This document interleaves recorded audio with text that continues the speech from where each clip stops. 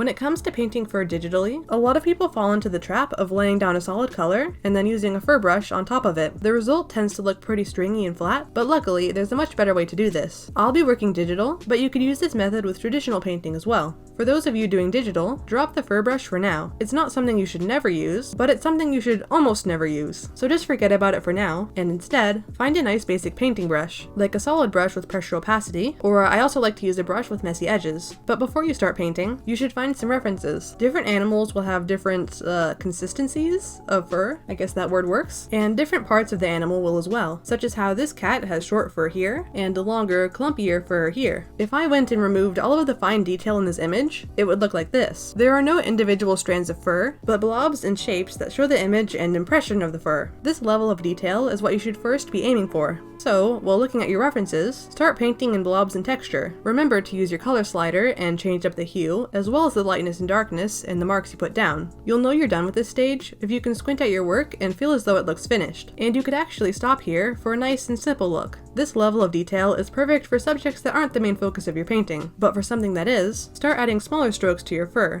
If you haven't yet, this may be a good time to give your brush a taper. Be sure to not overdo this step, and you should be working off almost entirely just the shapes and colors you already have. Finally, you can add a few individual strands here and there, mostly on edges, and that should do it. The really awesome thing about this method is that it can be applied to so many other various things, such as grass, hair, or shrubbery. Learning to start simple and then add detail gradually and intentionally will help you a lot. For some more animal-related videos, watch some in this playlist. Thanks for watching!